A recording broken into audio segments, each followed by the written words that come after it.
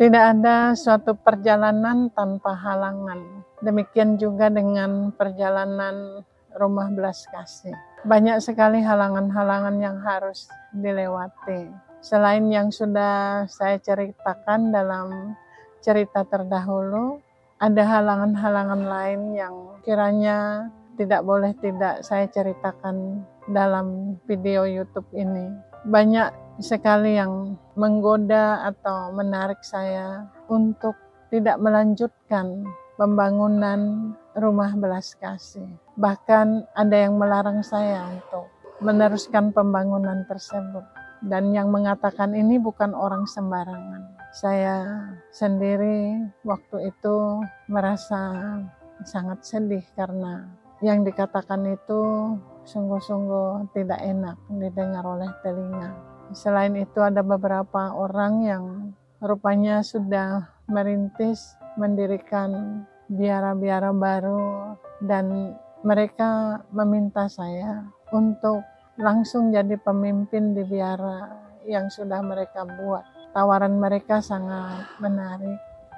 Mereka katakan biara sudah ada, lahan untuk bekerja juga sudah ada, penghasilan sudah pasti, dan suster tinggal datang dan menjadi pemimpin. Itu yang diharapkan.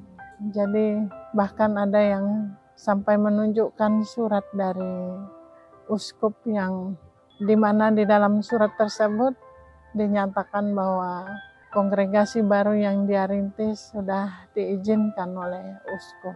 Tetapi setelah melewati beberapa permenungan dan pembedaan roh, saya akhirnya menolak semua tawaran tersebut. Saya tidak menerimanya dan hati saya damai. Saya tidak menyesal sampai sekarang. Bahkan ada juga yang menawarkan tanah sebanyak 4 hektar dan saya diminta membangun biara di tanah tersebut, dan dikatakan pada saya sebelum membangun biara saya akan diutus untuk belajar di luar negeri. Itu benar-benar sangat menggoda dari segi kemanusiawian. Dari segi kemanusiawian yang mengejar prestasi dan mengejar untuk menjadi orang hebat. Tetapi Tuhan selalu mengingatkan saya dalam batin bahwa bukan itu yang Dia inginkan dari saya. Karena itu saya terus berjalan melewati semua tantangan, halangan, dan kesulitan dengan penuh ketabahan dan juga kekuatan yang diberikan oleh Tuhan sendiri kepada saya. Banyak gosip-gosip yang beredar, yang bahkan ada yang berani mengatakan bahwa saya membangun rumah karena saya sudah membawa lari uang dari biara lama saya. Dan begitu banyak omong-omong yang tidak enak didengar beredar selama pembangunan Rumah Belas Kasih. Tetapi saya diam saja, tidak pernah menanggapi siapapun yang berbicara. Saya juga tidak pernah menjadi marah karena omong-omongan tersebut. Pembangunan Rumah Belas Kasih tetap dilanjutkan dan berjalan sesuai dengan yang direncanakan.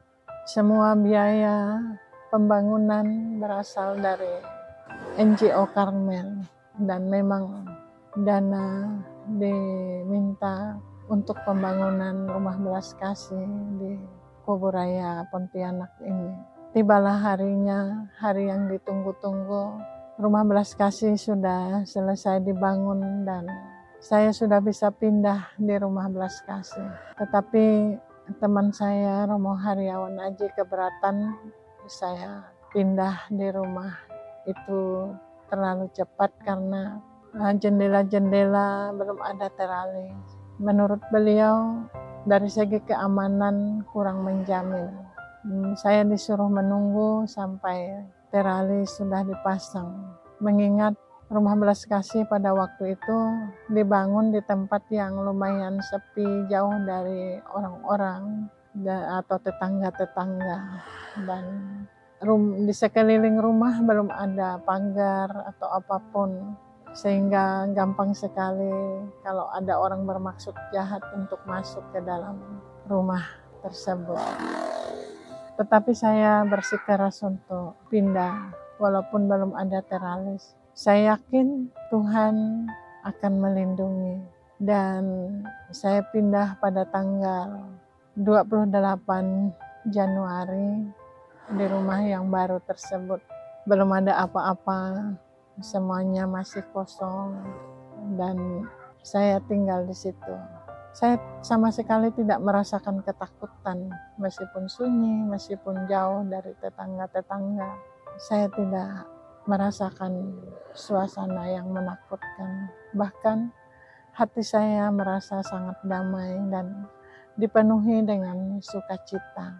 Dan kemudian hari yang ditunggu-tunggu itu tiba, yaitu peresmian Rumah Belas Kasih. Waktu itu belum saya beri nama Rumah Belas Kasih. Saya menamainya Rumah Singgah dan Rumah Doa.